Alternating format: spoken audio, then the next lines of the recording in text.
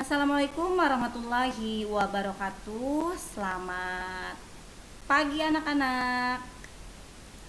Di sini Bu Ius akan menjelaskan materi teks negosiasi.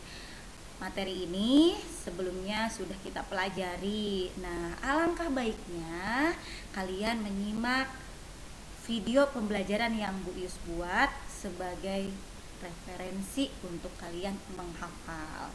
Oke, kita lanjutkan ke slide selanjutnya. Kompetensi dasar yang terkait dengan materi teks negosiasi ini ada di KD 4.10, yaitu menyampaikan pengajuan, penawaran, persetujuan, dan penutup dalam teks negosiasi secara lisan atau tulis. Nah, kita lanjutkan, ada IPK-nya, indikator pencapaian kompetensi. Yang pertama, merancang kerangka teks negosiasi berdasarkan topik. Yang kedua, menulis bagian pengajuan dalam teks negosiasi dengan tepat. Yang ketiga, menulis bagian penawaran dan dalam teks negosiasi dengan tepat. Menulis bagian persetujuan dalam teks negosiasi dengan tepat. Menulis bagian penutup dalam teks negosiasi dengan tepat. Dan yang terakhir, menulis teks negosiasi berdasarkan topik kegiatan Porklas. Oke, untuk selanjutnya Ibu akan menjelaskan tujuan pembelajaran teks negosiasi. Yang pertama, peserta didik diharapkan mampu menentukan kerangka teks negosiasi berdasarkan topik. Yang kedua, menulis bagian pengajuan dalam teks negosiasi dengan tepat. Yang ketiga, menulis bagian penawaran dalam teks negosiasi dengan tepat. Yang keempat, peserta didik diharapkan mampu menulis bagian persetujuan dalam teks negosiasi dengan tepat.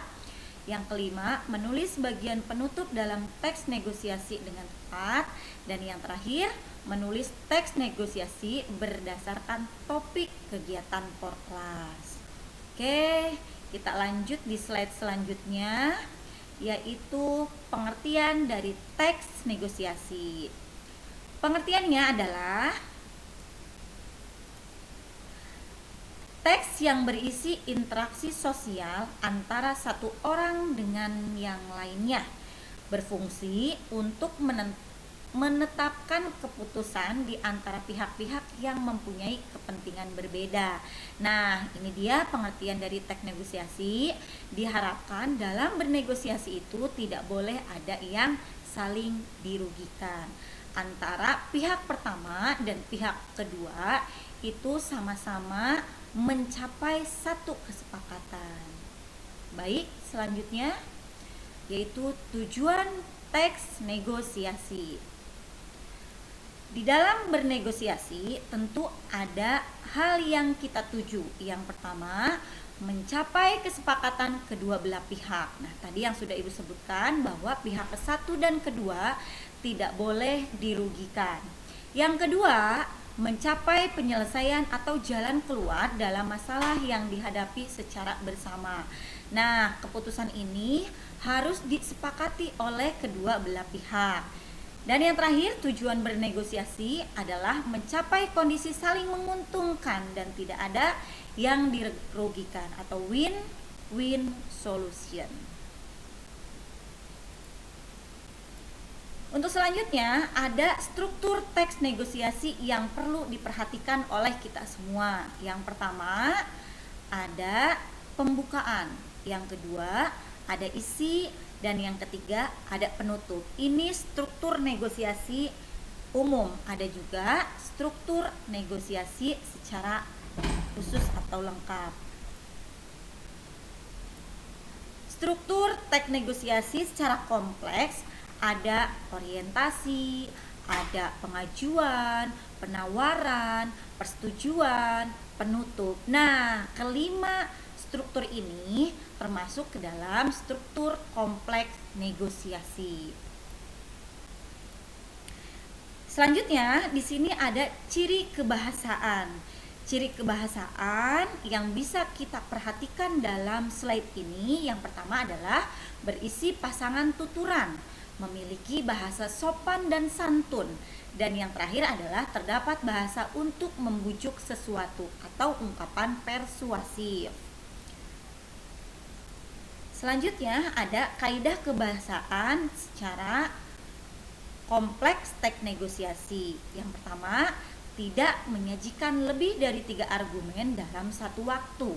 Yang kedua, memulai dengan argumen yang paling kuat dan didukung dengan fakta. Jadi kita dalam bernegosiasi itu harus punya fakta terlebih dahulu. Untuk apa? Untuk meyakinkan pihak yang kita ajak bernegosiasi. Yang ketiga, bangun argumen secara logis, rapat, meningkat, dan hati-hati. Selanjutnya, jelaskan pandangan Anda, buat simpulan dari pandangan tersebut. Kemudian, Anda dapat mengatakan apabila Anda tidak setuju dengan mitra negosiasi, bisa disampaikan secara baik dan sopan. Yang terakhir, jabarkan kembali pokok bahasan pihak mitra negosiasi untuk menunjukkan bahwa Anda telah mengerti. Oke, mungkin cukup sekian pembelajaran materi teks negosiasi yang hari ini Ibu sampaikan. Semoga ilmunya dapat bermanfaat untuk kita semua. Terima kasih. Assalamualaikum warahmatullahi wabarakatuh.